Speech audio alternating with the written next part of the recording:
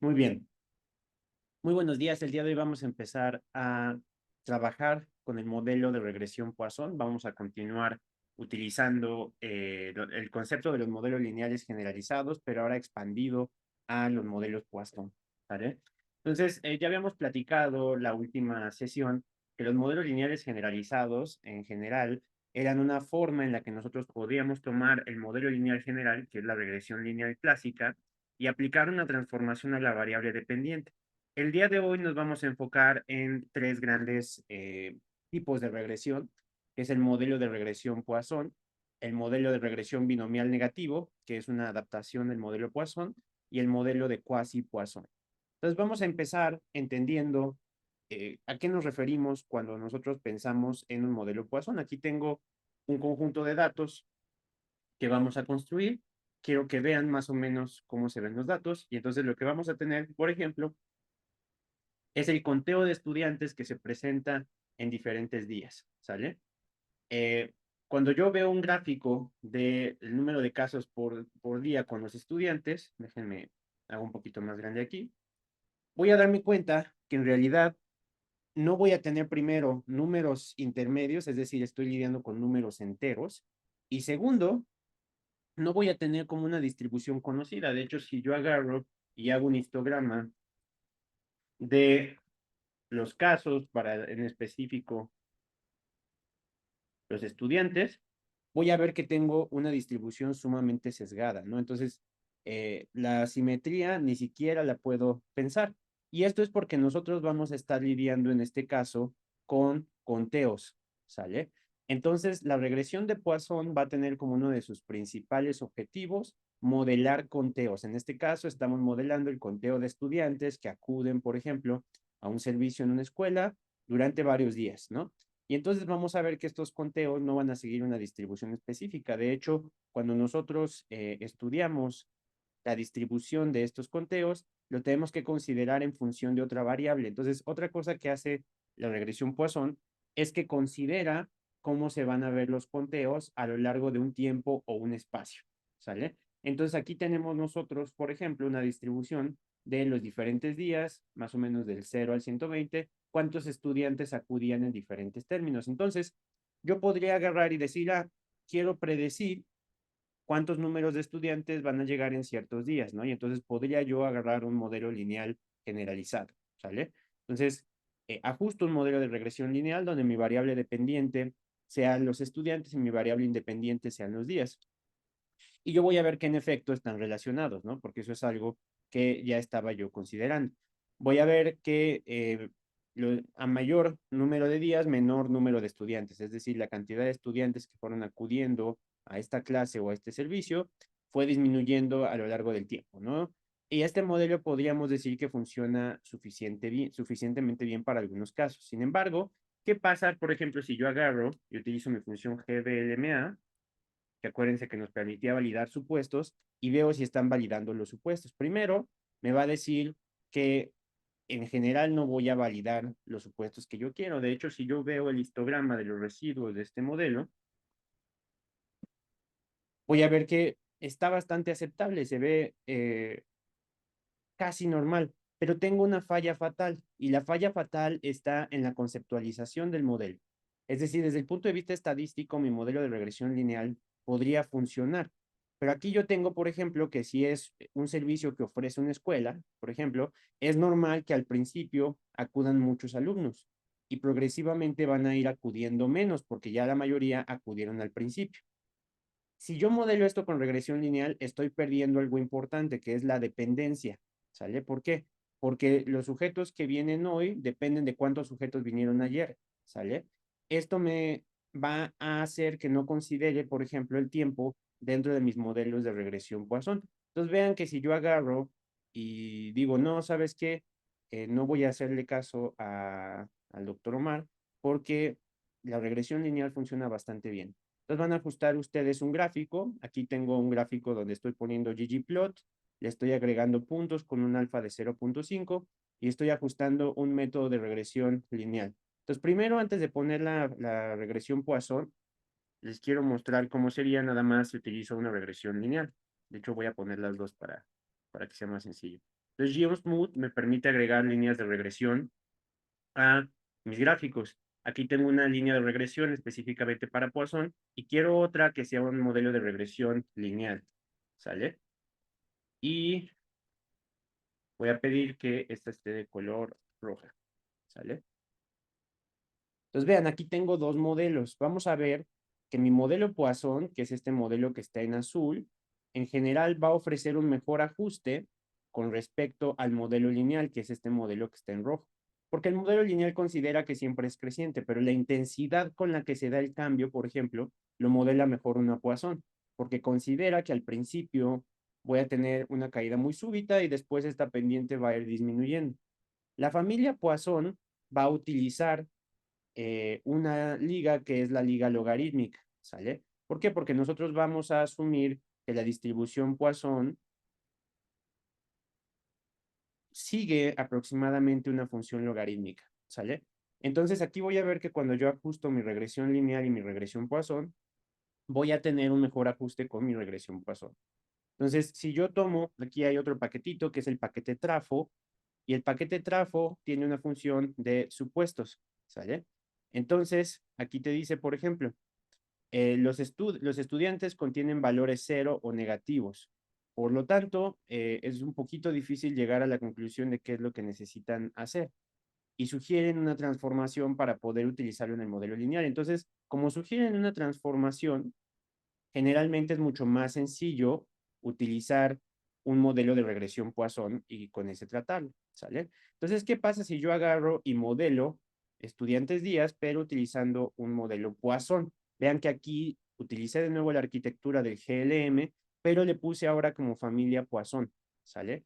Entonces aquí voy a obtener mi resultado. De nuevo, tengo mi call, tengo mis residuales y tengo mis coeficientes. Si yo comparo esto con el modelo de regresión lineal, déjenme ver, lo puse aquí arribita y lo guardé como M1.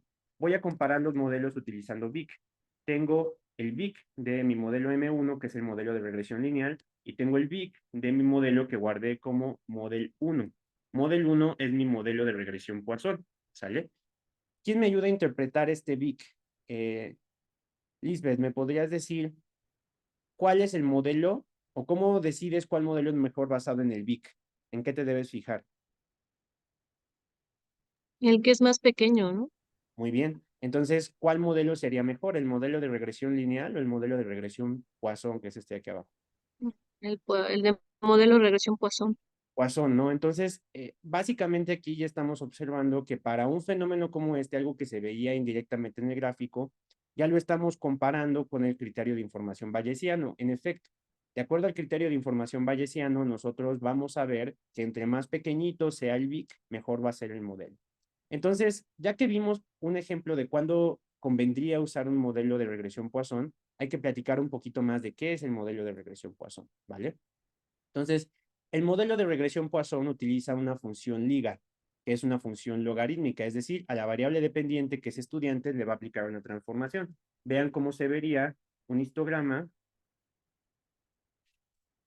de mis datos, que le voy a poner con cases, y students con una transformación logarítmica. Vean que con esto ahora se cambia y tengo una transformación inversa. Aquí Poisson ya puede hacer un modelaje muchísimo más específico comparado con lo que tenía antes, ¿sale? Entonces, la variable dependiente de un modelo Poisson va a ser una variable cuantitativa discreta. No tiene valores intermedios, no tiene valores negativos, ¿sale? Entonces, en Poisson, como estamos usando un logaritmo, vamos a tener problemas cuando metemos valores negativos, ¿sale? Entonces, no debemos tener valores intermedios, es decir, deben ser valores completos porque son conteos, ¿sale? Y tampoco vamos a tener, tampoco vamos a tener valores negativos. ¿Cuál es el objetivo de mi modelo Poisson? El objetivo es modelar la probabilidad de ocurrencia de un evento o de un conteo en un tiempo o espacio determinado. Entonces, mi regresión Poisson va a estar caracterizado por dos grandes parámetros que me interesa estudiar. El primero es lambda. Lambda es el parámetro que yo voy a estimar de mi regresión Poisson.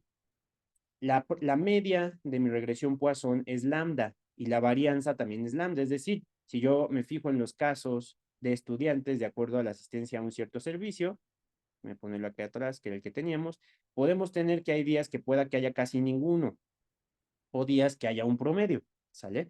Entonces, la varianza y la media son exactamente igual para el modelo de regresión Poisson, ¿vale? La prueba de la devianza es una prueba que nos va a servir para validar el supuesto de Poisson.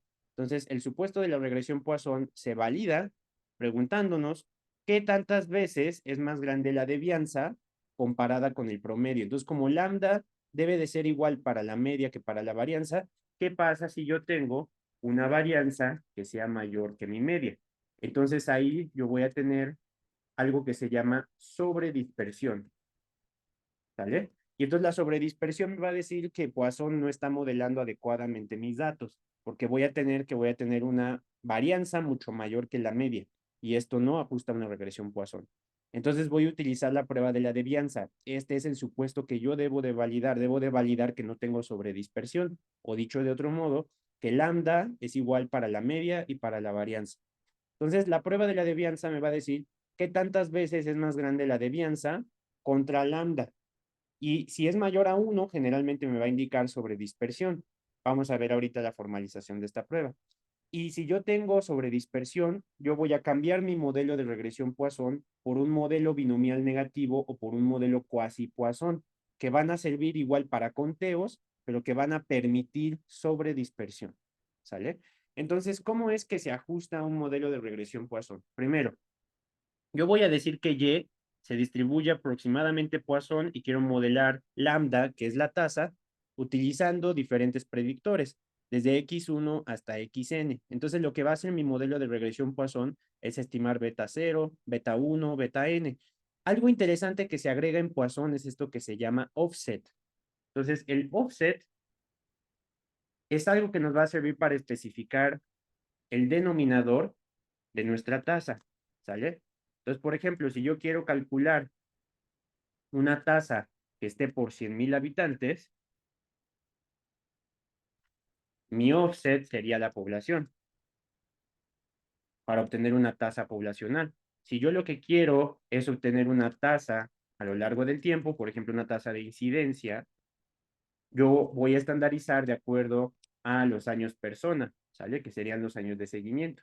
Entonces, mi offset sería el seguimiento. Ahora, ¿cómo es que esto funciona? Pues bueno, si ustedes recuerdan por las leyes de los logaritmos, acá yo voy a poner como offset al logaritmo de x. Entonces, ¿cómo se escribe esto? Esto lo voy a escribir así. Voy a decir que y se distribuye como una Poisson aproximadamente con el parámetro de tipo lambda. Y aquí yo les puse offset para que lo vieran, pero en realidad le voy a poner logaritmo de lo que yo quiero que sea mi offset, ¿no? Entonces, si yo quisiera despejar esto, por ejemplo, yo tendría que, en este caso, mi lambda, déjenme poner aquí mi anotación, aquí está. Aquí. Tengo mi lambda, lambda se distribuye aproximadamente Poisson, y esto va a ser igual a mi beta 0 más mi beta 1 multiplicado por xy, ¿sale? Y entonces lo que yo voy a hacer es que voy a tomar mi offset que tengo aquí y lo voy a pasar del otro lado, lo voy a pasar restando, ¿sale? Ahora, la resta de un logaritmo, porque aquí estoy tomando el logaritmo de lambda, menos el logaritmo del offset, es exactamente igual a dividir el logaritmo de lambda entre mi offset, que nada más le voy a poner una O, ¿sale? Entonces, con esto estoy obteniendo una tasa, que es el número de casos de acuerdo al denominador, que si es, por ejemplo, un espacio, sería la población, si fuera el tiempo, sería una tasa, ¿sale?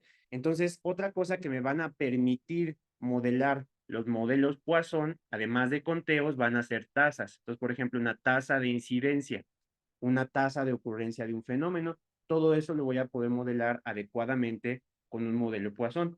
Entonces, cuando yo tomo los coeficientes beta de mi modelo Poisson, si yo le saco la exponencial a mi coeficiente beta que tenga un offset, yo voy a calcular algo que se llama razón de incidencias o razón de tasas, ¿sale?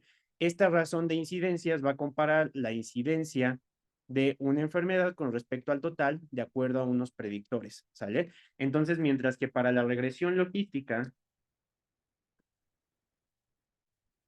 la exponencial de mis coeficientes beta es igual a un odds ratio para una regresión Poisson, para una regresión binomial, para una regresión quasi-Poisson, binomial negativa o quasi-Poisson, la exponencial de mis coeficientes beta va a ser exactamente igual a una incidence rate ratio o una razón de tasas de incidencia. ¿Sale?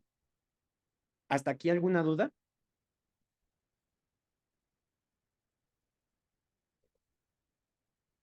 ¿No? Sale.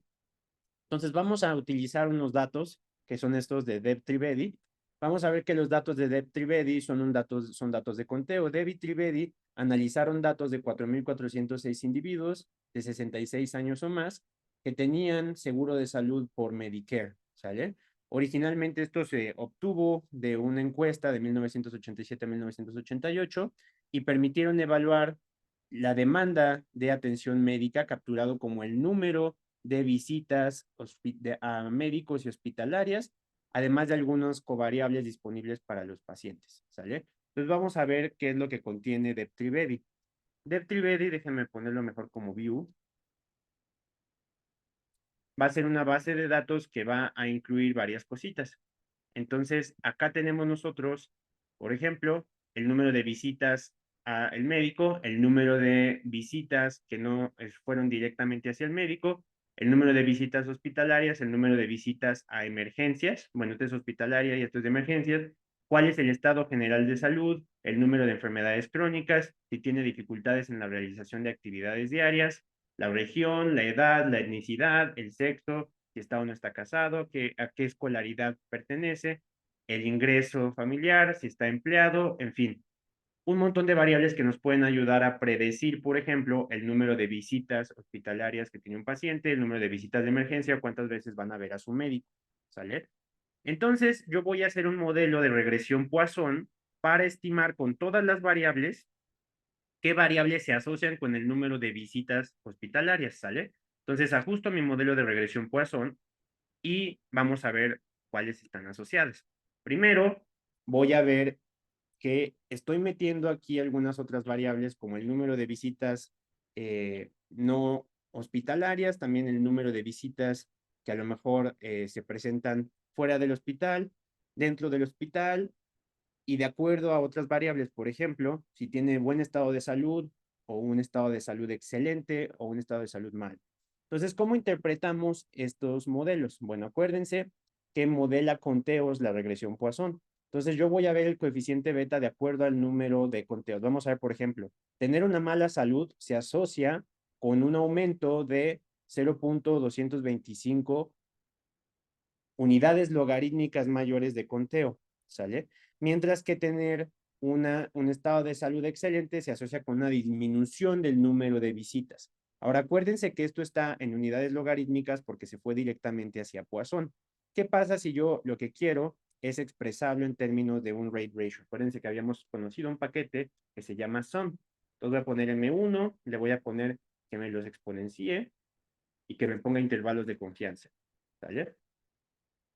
Entonces esto me va a generar ya una tablita que sea un poquito más fácil de leer. Ahora, aquí como es la exponencial, recuerden que en un Poisson la exponencial se expresa como una razón de incidencias o una razón de tasas de incidencias, ¿sale? Entonces aquí cuando dice la exponencial del estimador es la razón de tasas de incidencias, ¿sale? Y eso ya se puede interpretar como un odds ratio. Entonces podemos decir que tener un estado pobre de salud se asocia con 25% mayor riesgo de tener visitas adicionales a los médicos. Esto tiene un intervalo de confianza entre 1.21 a 1.30 y es estadísticamente significativo.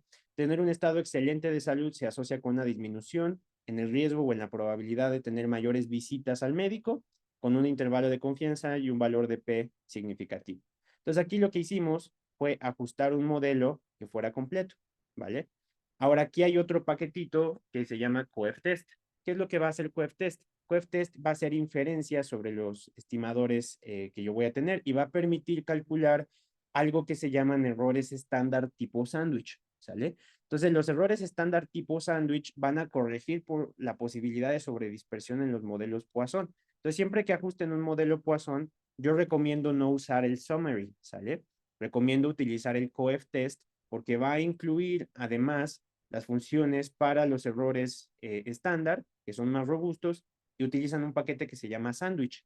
Entonces, Sandwich es un paquetito que va a permitir modificar los estimadores de la varianza y con ello poder obtener una mejor evaluación de la significancia. Entonces, esto nos va a permitir tener también algunas o unos incidence rate ratios que van a ser bastante similares. Ahora, si la sobredispersión no está presente, el summary va a ser exactamente igual que el coef-test, ¿sale? Deben de salir exactamente iguales y de hecho podemos corroborarlo. Si vemos el coeficiente beta para Health Pool es 0.225 utilizando errores estándar tipo sándwich. Pero si nosotros lo vemos para el modelo Poisson normal, sigue siendo igual 0.225. Quiere decir que en realidad es muy probable que no tengamos una sobredispersión significativa, ¿sale? Ahora, ¿qué es la prueba de sobredispersión para que la evaluemos? Bueno, la devianza es algo así como los residuales que quedan de mi modelo Poisson, ¿sale? Acuérdense que cuando veíamos aquí nuestro summary, nosotros decíamos que aquí abajito en el modelo de regresión logística aparecía algo que se llama devianza. Es decir, la devianza es la cantidad de información que no captura el modelo. Entonces, queremos también minimizar la devianza. Entonces, la devianza residual, como podemos ver, es mucho más bajita, porque esta es la devianza ya con predictores, ¿sale? Entonces, lo que nosotros queremos ver es que la devianza residual, es decir, la que sobra después del modelo, no sea mayor que los grados de libertad de nuestro modelo. Así es como se calcula la prueba de la devianza. Entonces, vamos a hacerla a mano, que es como la forma más robusta y tradicional de hacerla para los modelos Poisson. Entonces, vamos a obtener primero la devianza, que como habíamos visto es este número que teníamos aquí arriba, 22.048.86, y si ven, se parece bastante a esta, nada más que está redondeada, ¿sale? Y además voy a yo obtener los grados de libertad de mi modelo Poisson. Entonces, utilizo la función summary, saco mis grados de libertad y son 4.384. La prueba de sobredispersión pregunta qué tantas veces es mayor la varianza con respecto a la media, ¿sale? Entonces saco mi prueba de sobredispersión y me da 5.02. ¿Cuánto les había dicho que requeríamos para identificar sobredispersión? ¿Cuál es el punto de corte? Mayor de uno. Mayor de 1. Y entonces, ¿qué tenemos aquí? ¿Considerarías que hay sobredispersión?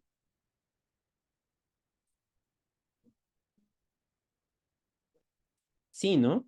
Como tenemos Sí. un 5, indica que la varianza es muchísimo mayor que mis grados de libertad. Entonces, el modelo Poisson que yo estaba ajustando no era el ideal, ¿sale? Y entonces nos tenemos que mover a otros modelos como el modelo Quasi-Poisson. El modelo Quasi-Poisson funciona casi exactamente igual, lo que cambia es la función liga, que no es necesariamente una función logarítmica, es una función Quasi-Poisson, ¿sale? Entonces, vamos a ajustar el mismo modelo, pero viendo ahora la regresión Quasi-Poisson. Vamos a ver que muchas de las variables que salían asociadas en el otro modelo, ve aquí cuántas salen, ¿no? Cuando ya consideramos un modelo que contempla la sobredispersión, disminuyen de manera notable muchos de los valores que salen asociados. Entonces, mi modelo Quasi-Poisson puede ser un poquito más estricto en el sentido de que ya no necesariamente va a cometer tantos errores. Vamos a hacer la prueba de la devianza.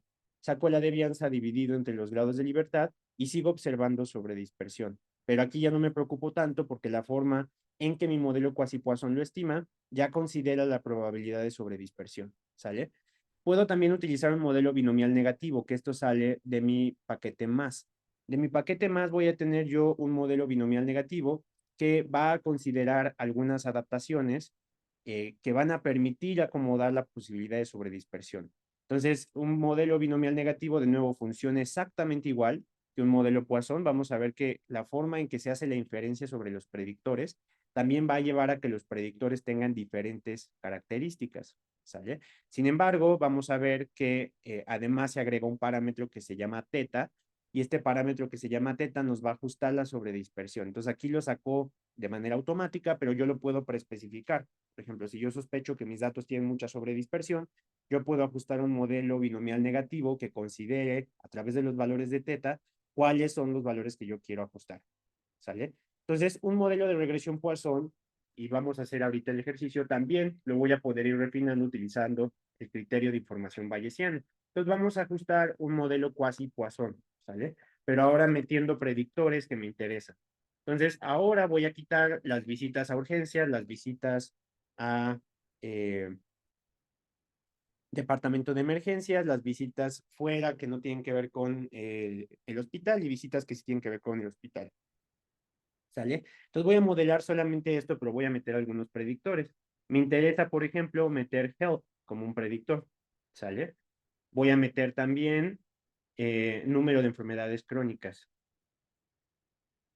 Voy a meter también si tiene dificultades con las actividades de la vida diaria, que es ADL-DIF. Y también voy a meter la edad, ¿sale?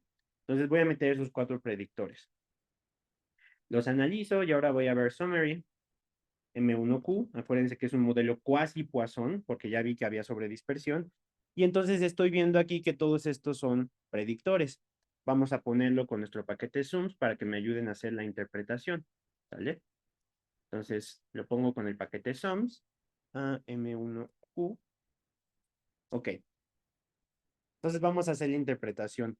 Liz, ¿me podrías ayudar a interpretar esta razón de tasa de incidencia para el número de comorbilidades crónicas?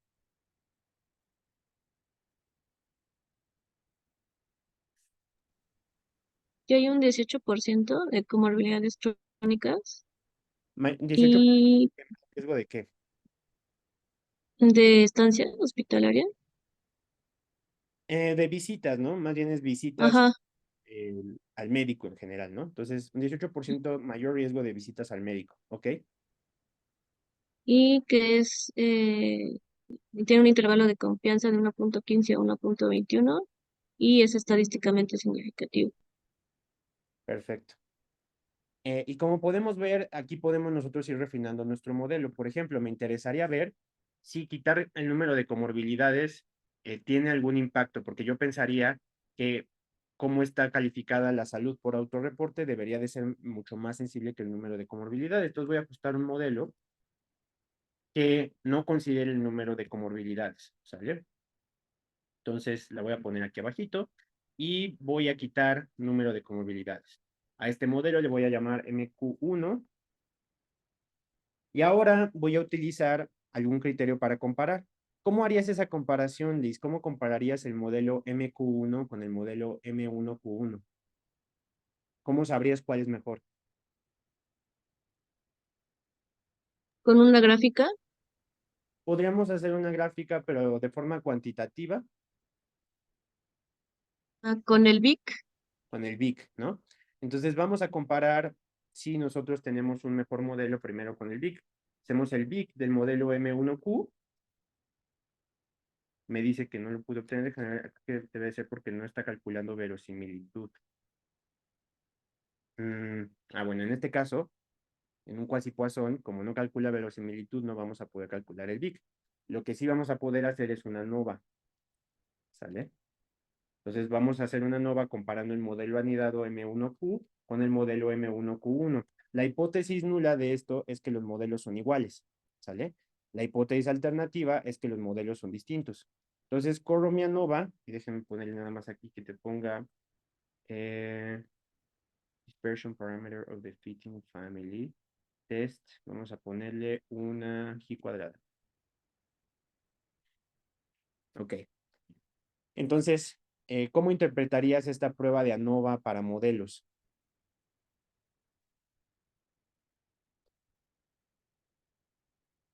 Tenemos aquí el modelo original y el modelo con comorbilidades. ¿Son significativamente distintos los modelos?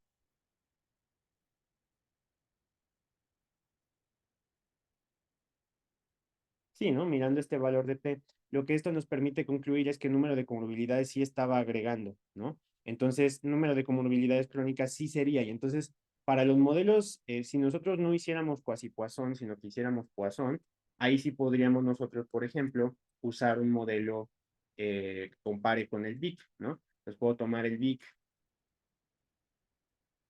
de mi modelo M1Q, ¿ok? que es 37.161, y el modelo Big de mi modelo MQ1, ¿sale? Que es 38.411. Entonces, este modelo, el segundo, tiene un mayor Big que este primer modelo, por lo cual en realidad este primer modelo en general es mejor, ¿sale?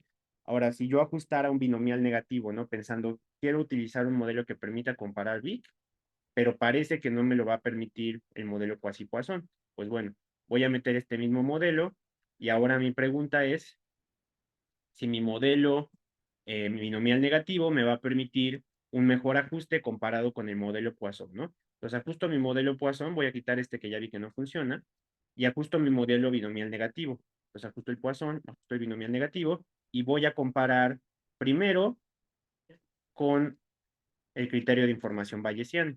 Entonces, lo ajusto, y voy a ver que el modelo binomial negativo, ¿qué pasa aquí, Liz, con este BIC? Es menor, ¿no? El segundo, ¿Cuál modelo ajustarías tú si te dijera, tienes que escoger entre un Poisson o un binomial? ¿Cuál escogerías? el binomial. El binomial negativo, ¿no? Ahora, nosotros a veces podemos incluir un offset. El offset generalmente tiene que ser ya sea geográfico o tiene que ser, por ejemplo, de tiempo. Entonces, en este caso, por ejemplo, no tenemos un offset tan obvio o tan específico que nosotros podamos o que nos interese modelar, ¿sale? Sin embargo, vamos a retomar el ejemplo que teníamos aquí arriba de los estudiantes, ¿sale? Aquí tenemos los estudiantes, tenemos los días y vamos a poner una variable que sea de población. Entonces vamos a ver de nuevo cómo se ve esto aquí arribita, déjenme ponerlo acá abajo. Entonces vamos a agregar un parámetro poblacional, ¿sale? Entonces, yo voy a decir que el tamaño de la población de los estudiantes elegibles va a ser de aproximadamente 3.000 estudiantes, ¿sale? Entonces, vamos a ver de nuevo cases, que es la que yo ajusté, que incluye los días y los estudiantes de acuerdo a cómo van asistiendo a alguna actividad, ¿sale? Pero ahora estoy agregando además un denominador, que son los 300 estudiantes. Entonces, voy a poder tomar un modelo de regresión Poisson. Vamos a ajustarlo aquí abajito y le voy a llamar M0, ¿sale? Y voy a modelar, en este caso, la cantidad de estudiantes de acuerdo al número de días, utilizando cases, pero además le voy a agregar un offset, ¿sale? Y mi offset va a ser el logaritmo de n. Entonces, sí, perdón, es que aquí tengo que poner directamente n en la base. Entonces voy a poner cases en 3.000, ¿sale? Ahora aquí el denominador es exactamente igual para todos, pero ¿qué tal si yo tuviera, por ejemplo, alumnos de una escuela o de otra o variara la población a lo largo del tiempo? Entonces yo puedo poner diferentes n's para diferentes casos. Aquí todos van a ser exactamente iguales, ¿sale? Entonces lo corro y vean mi summary utilizando M0. Entonces yo voy a decir, por ejemplo, la razón de tasa de incidencia de acuerdo con conforme pasan los días. Vamos a hacer nuestra prueba de sobredispersión para ver si sí puedo yo utilizar un modelo Poisson en este caso. Entonces voy a tomar M0, voy a calcular la devianza y voy a sacar los grados de libertad. ¿Cómo interpretarías, Liz, esta prueba de devianza? Es menor a uno, ¿no? Ajá, entonces dirías que hay No sobredispersión. es, no, No, entonces utilizar Poisson en este caso sí funciona, ¿no? Entonces ahora vamos a comparar un modelo con y sin offset para que vean la diferencia.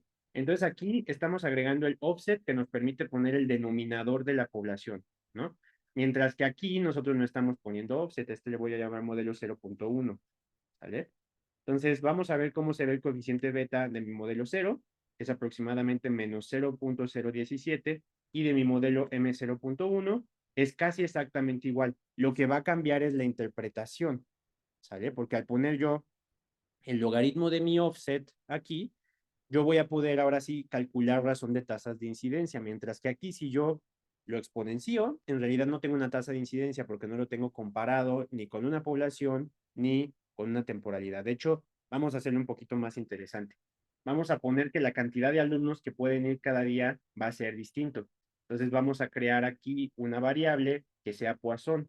Entonces déjenme poner, me parece que era con RPoise. para crear una variable aleatoria. Déjenme nada más checar rápidamente. Densidad Poisson, probabilidad Poisson, RPoise. Entonces vamos a poner RPoise con un lambda. Déjenme ver la media aquí. Min cases students. Con un lambda de 3.22. Entonces, dice que debo de meter n, que es el número de variables que debo de regresar. Y entonces vamos a poner n row de cases. Quiero que me genere una variable aleatoria con un lambda que sea aproximadamente de la min de casos con estudiantes. Entonces aquí voy a generar valores al azar provenientes de una distribución Poisson, ¿sale? Pero no quiero que me los dé con una distribución. Quiero que sea con aproximadamente la suma de todos los casos, ¿sale? Pues vamos a ver la suma de todos los casos, que son más o menos los estudiantes, y ahora me va a crear una variable aleatoria donde el número de estudiantes que pueden ir va a ser distinto para cada día, ¿sale? Sí, esto está muy bien. Entonces, aquí lo que hice nada más fue crear artificialmente una variable donde el denominador sea variable a lo largo del día, porque digamos que no todos los estudiantes podían acudir por alguna razón, ¿no? Entonces, aquí es donde el offset puede adquirir características distintas. Vamos a ver aquí nuestro M0, me da un offset de menos 0.17539, mientras que el otro me da un offset de menos 0.017463. Entonces, cambia ligeramente. ¿Por qué? Porque está considerando la variabilidad de mi denominador. Entonces vamos a ver cómo se vería el sum de M0 poniendo el exponencial y poniendo mi intervalo de confianza. En este caso, ahora sí lo podría interpretar como una razón de tasas. Quiere decir, por cada día que pasa, disminuye en 0.98 o disminuye 2% la probabilidad de incidencia de nuevos estudiantes que vengan a evaluarlo. Y vamos a ver cómo cambia esto con M0.1. M0.1, recordemos, no tiene offset. Entonces asume, por ejemplo, que la población es constante. Entonces vamos a ver que es ligeramente distinto el valor de Z que vamos a obtener de uno y de otro. Y va a ser mucho más preciso el que tiene el offset. De hecho, si nosotros vemos el VIC de mi modelo M0, lo puse con mayúsculas, va a ser de 400.5272. Y mi VIC de mi modelo M0.1 va a ser de 398.49. En este caso, es ligeramente menor esto, pero recuerden que el VIC debe tener una diferencia mayor a 2. Aquí puede ser porque yo generé una variable aleatoria que no es real y que no refleja la dinámica que observaríamos en la población, ¿vale? Sin embargo, el VIC de acá sí es mayor con respecto al VIC de acá. Si yo lo resto, es una diferencia de aproximadamente 2. Entonces, aquí me diría, por ejemplo, que un modelo sin offset funciona mejor, y eso está bien, ¿sale? Sin embargo, en la interpretación, yo lo voy a ver como conteos si no tengo offset, y si tengo offset, lo voy a ver como una razón de tasas, ¿sale? ¿Hasta aquí tenemos alguna duda?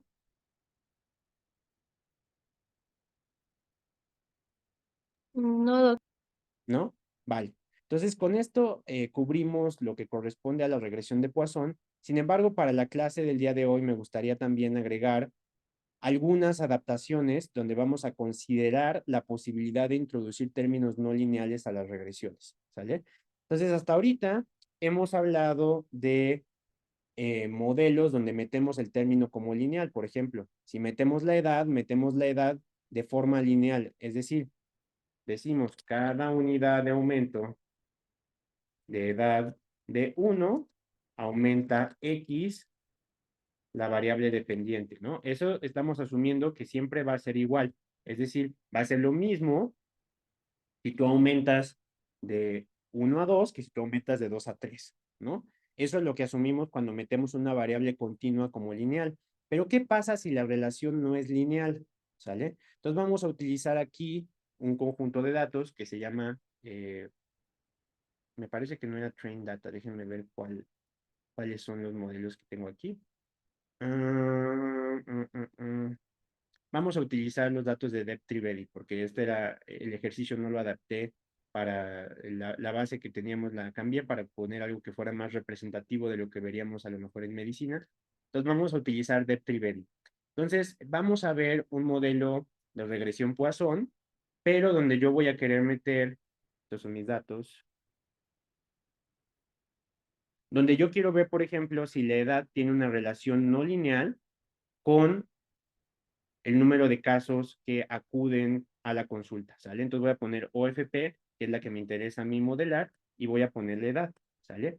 Ahora, cuando yo tengo un modelo que quiero que considere generalmente una relación no lineal, déjenme copiar esto, yo voy a incluir algunos términos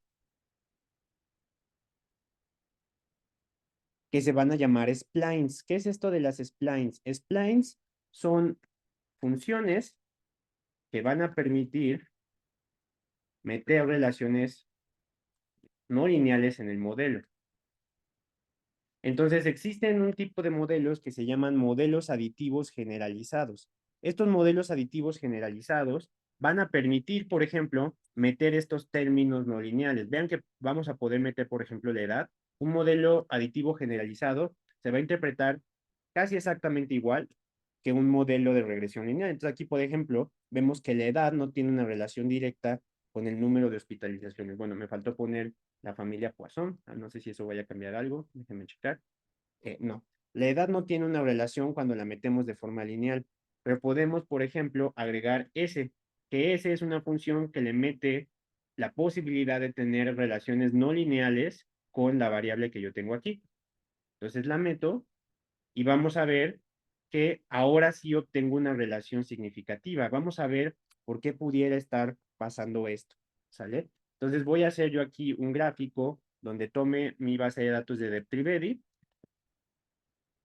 voy a poner mi pipeline y voy a concatenar un objeto de ggplot2, ¿vale? Entonces, en mi función de estética, voy a poner que en la X ponga a la edad, que es age, y que en la Y ponga a los conteos, que son OFP.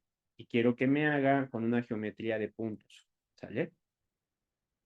Film, clásico. Ok. Entonces, si yo veo aquí, voy a decir, híjole, no veo una relación con la edad, que era lo que estaba viendo mi modelo lineal, ¿sale? Pero ¿qué pasa, por ejemplo, si yo le pongo después una Geom Smooth, que lo que va a ajustar es una regresión suavizada que permita ver si existe una relación no lineal en los datos, ¿sale? Entonces aquí podemos ver, por ejemplo, aquí no queda muy claro por la forma en que está, déjenme cambiar mi escala, le voy a poner scale y log 10, o sea, voy a poner el eje de la y en escala logarítmica porque sé que se distribuye Poisson. Y eso me permite ver, por ejemplo, que al principio hay una relación medio lineal, pero luego se invierte, ¿sale? Eso quiere decir que muy probablemente la edad sí tenga una relación distinta. Vamos a ver, por ejemplo, si alguna otra variable dentro de DepTriBody pudiera tener este comportamiento.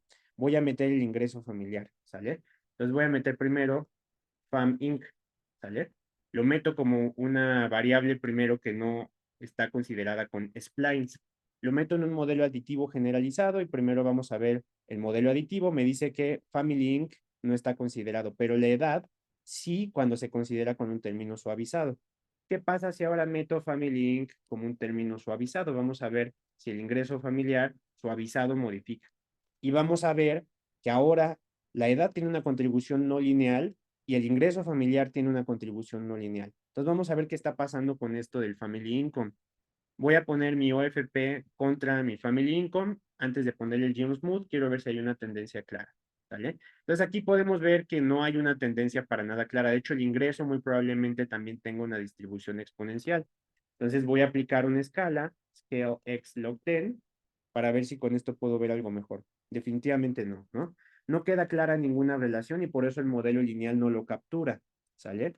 Entonces le voy a poner un Geom Smooth que me permita ver si existe alguna relación y podemos ver que sí existe, es ligera, pero está un poquito como sesgada. Le voy a quitar la escala logarítmica a ver si así queda más claro. Y ustedes podrían pensar, bueno, en realidad no hay ninguna relación, pero cuando tú la suavizas puedes ver algunas diferencias. Entonces, vamos a ver aquí cómo funcionan los splines en el contexto de otro tipo de datos, ¿sale? Tenemos aquí los datos de empty cars, ¿vale? Que los datos de empty cars van a ser básicamente diferentes calidades o cualidades de autos que se miden de acuerdo a diferentes características. Entonces voy a ver cómo se ve empty cars para la relación entre caballos de fuerza y millas por galón. Entonces, HP son los caballos de fuerza y cuántas millas por galón, es decir, el rendimiento de la gasolina. Aquí ajusté dos modelos, un Geosmooth convencional que modela relaciones no lineales y un Geosmooth que lo mete como regresión lineal. Entonces, cuando yo incluyo una regresión lineal, voy a ver que yo estoy forzando un poquito la línea para que pase. ¿Sale? Déjenme subirle tantito el alfa para que lo puedan ver mejor. Aquí ven los puntitos. Claramente la línea azul es la que mejor se ajusta a los datos comparado con la línea roja, porque en la línea roja vamos a tener mayores errores. Ahora, un concepto que seguramente ustedes dijeron, bueno, están medio difíciles de interpretar los modelos aditivos generalizados. Bueno, la regresión lineal sí puede modelar relaciones no lineales y esto lo va a hacer a través de dos mecanismos. Uno se llaman polinomios ortogonales. En esto voy a poder yo introducir, por ejemplo, términos cuadráticos, términos cúbicos, términos de cuarto orden. Y en splines, que los splines básicamente es que van a cortar, por ejemplo, una curva en diferentes puntos. Entonces van a ajustar una regresión lineal para este punto, otra regresión lineal para este punto, otra para este punto y otra para este punto. Mientras que un polinomio ortogonal sí va a considerar la posibilidad de que a lo mejor se ve un poquito curvo, ¿sale?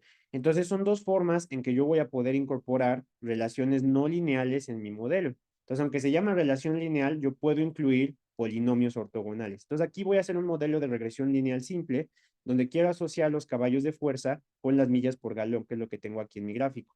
Lo ajusto y en efecto voy a ver que a mayor cantidad de caballos de fuerza, menor millas por galón. Es decir, el rendimiento del carro disminuye entre más caballos de fuerza tenga.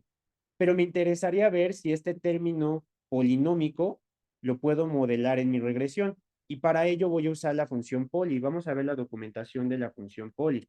Poly va a introducir algo que se llama polinomios ortogonales. Y entonces los polinomios ortogonales van a descomponer los datos, por ejemplo, en un componente lineal, un componente cuadrático, un componente cúbico, ¿sale? Y con ello van a poder desagregar el efecto que tengan las diferentes variables. Entonces vamos a ver, por ejemplo, un polinomio ortogonal cuadrático, que es lo que tengo aquí.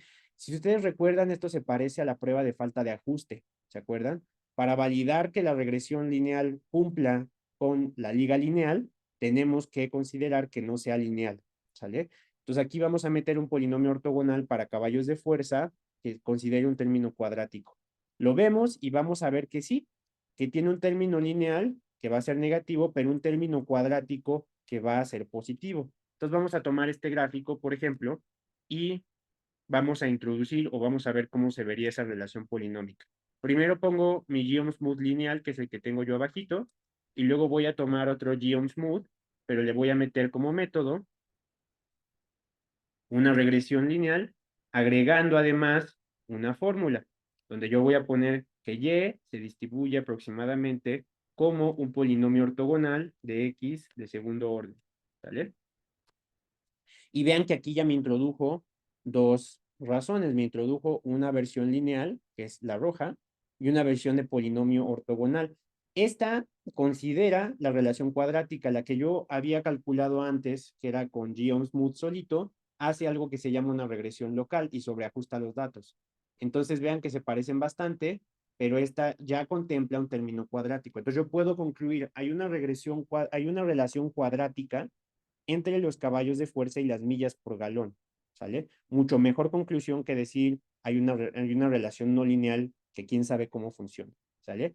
Ahora, el problema con los polinomios ortogonales es que hay que probar si a lo mejor no es cúbico, ¿sale? Entonces voy a ahora cambiar el 2 por el 3 para probar si hay una relación cúbica entre mis variables, ¿sale? Y voy a ver aquí que en mi output de mi regresión lineal va a estar asociado el término lineal, va a estar asociado el término cuadrático, pero no el término cúbico, indicándome que muy probablemente lo que tengo es una relación cuadrática entre mis variables.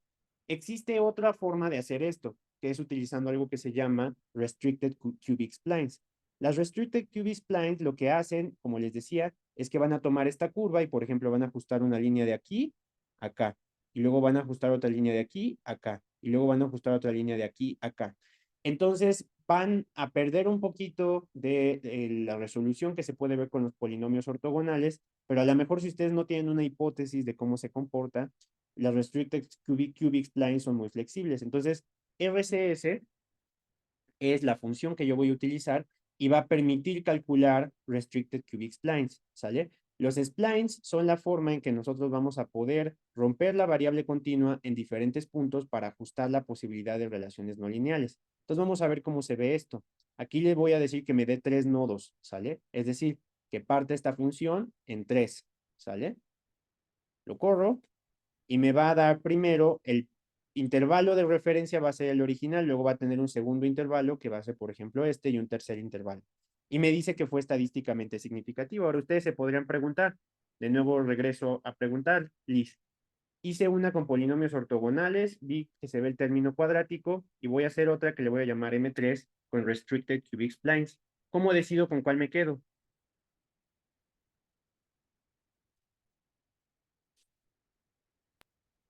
Igual usando la función big. La función big, ¿sale? Entonces voy a ver mi modelo M2, me da un big de 173. Mi modelo M3 me da un big de 173.66. Los dos son igualmente eficientes. Entonces es más un asunto de preferencia, ¿sale? De hecho, yo puedo agregar aquí otra línea con GeoSmooth, utilizando de nuevo una regresión lineal, pero poniendo RCS de 3, ¿sale? Y esto le voy a poner color green, ¿sale? Entonces ve que son bastante similares las curvas. Como se traslapan los intervalos de confianza, me dicen, ¿qué crees? No hay mucha diferencia entre RCS y el polinomio ortogonal, ¿sale? Entonces más es una cuestión de preferencia. Sinceramente, como a mí me gusta que los modelos sean interpretables, yo me quedaría con el polinomio ortogonal, ¿no? Porque siento que puedo decir es una regresión cuadrática. Mientras que con el Restricted Cubic Splines, primero, yo no decidí dónde se dieron los puntos de corte, ajusto una línea y otra línea, y además no me quedó a mí claro cuál es la relación entre todas, ¿no? Esto es cuadrático, cúbico, de qué orden, ¿no? Pero es más una cuestión de preferencia. Habrá quien prefiera a los Restricted Cubic Splines porque pueden ser un poquito más específicos. Finalmente, nosotros podemos hacer lo que hizo originalmente el modelo, que es, voy a agregar el GeoSmooth normal. Entonces le voy a poner eso con orange, ¿no? Entonces aquí yo no especifico ningún método, simplemente le digo, trata de adivinar cuál es la relación que existe entre las dos variables, ¿no? Y de hecho, la primera vez que ustedes estén viendo la relación entre dos variables, yo recomiendo que empiecen con GeoSmooth, ¿sale? Porque utilizar GeoSmooth te va a permitir contemplar relaciones no lineales de manera eficiente. Entonces la corro y ve que aquí, por ejemplo, se agrega este chichoncito, ¿no? Este chichoncito es otra relación no lineal. Para mi gusto, se parece un montón a la regresión polinómica que nosotros identificamos, pero bueno, esta no requiere ninguna hipótesis. A esta se le llama regresión Loess. La regresión Loess, que es una forma de buscar un estimador suavizado, es lo que está haciendo aquí ggplot para estimar esta línea naranja que ustedes ven aquí, ¿sale? Entonces, Loess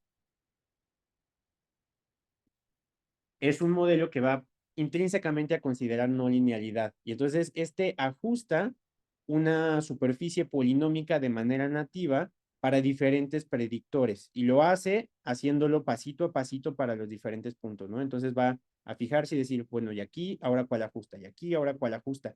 Y entonces va a ajustar una curva que no va a ser suavizada. Yo puedo meter millas por galón contra caballos de fuerza y me va a dar un parámetro que no va a ser tan interpretable porque esto no genera un coeficiente beta, ¿sale? Este simplemente va a calcular diferentes parámetros de acuerdo a cómo se va ajustando y va a interpolar la superficie. Entonces no es muy interpretable y vamos a ver cómo se comporta el BIC de ese modelo. Déjame ajustarlo como M4. Pues vuelvo a correr el M3, corre el M4 y vamos a ver el BIC de mi modelo M4. Aquí me dice que no lo puedo hacer precisamente porque no utiliza verosimilitud, no estoy estimando un coeficiente beta. Entonces es muy exploratorio, me va a servir para ver una relación entre dos variables. Les voy a mostrar otra que no sea caballos de fuerza contra millas por galón. La voy a poner aquí abajito. Vamos a ver que empty cars tiene varias, múltiples variables. Ahora voy a ver la relación entre el caballo de fuerza y el peso, ¿no? Entonces ahora voy a meter el peso en mi regresión. Entonces yo no sé cuál sea la relación entre los caballos de fuerza y el peso, ¿sale? Corro mi gráfica, perdón, aquí se me fue un signo de más. Corro mi gráfica ¿Y qué opinas, Liz? ¿Cómo ves la relación entre caballos de fuerza y peso? ¿Qué impresión te da así de entrada? Está como disperso, ¿no? ¿Qué dirías? ¿A mayor caballos de fuerza, mayor peso? O al revés, déjenme lo pongo al revés porque creo que tendría más lógica así. Que de caballos de fuerza y X. O sea, mayor peso, mayor caballo de fuerza. ¿Qué dirías? Ah, sí, que a mayor caballos de fuerza, mayor peso. Parece que sí, ¿no? Ujú. Entonces, como yo no sé, voy a utilizar GeoSmooth. Pero GeoSmooth aplica una regresión polinómica local o regresión Loess, ¿sale? Cuando la corro, de inmediato me dice, ah, parece que sí, mira, tengo un aproximado de regresión lineal. Entonces a mí me podría interesar, ah, mira, qué bien, voy a tomar mi modelo de regresión lineal y voy a hacer una regresión lineal que estime los caballos de fuerza en función del peso, ¿sale? Primero le voy a meter como una variable lineal, ¿sale? Porque parece aquí que sí es un aumento monotónico. Entonces lo corro, summary de M1, y sí, en efecto, a mayor peso voy a tener más caballos de fuerza, ¿no? Tengo una R cuadrada de 43.39%, entonces se está explicando bastante bien. Ahora me interesaría ver si es que hay un ajuste polinómico para empezar. Entonces voy a poner un polinomio ortogonal de segundo orden, una regresión cuadrática, ¿sale? ¿Por qué? Porque aquí veo que como que al final se dobla, ¿no?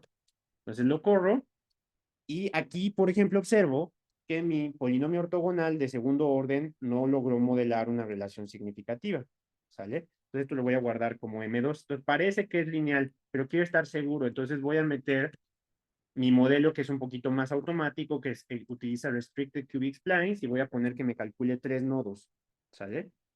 Lo corro y tampoco me sale significativo, lo que quiere decir que muy probablemente mi relación sí sea lineal. Entonces, utilizar GeoSmooth al principio te puede ayudar a generar una hipótesis y con ello poder identificar relaciones lineales de manera mucho más específica.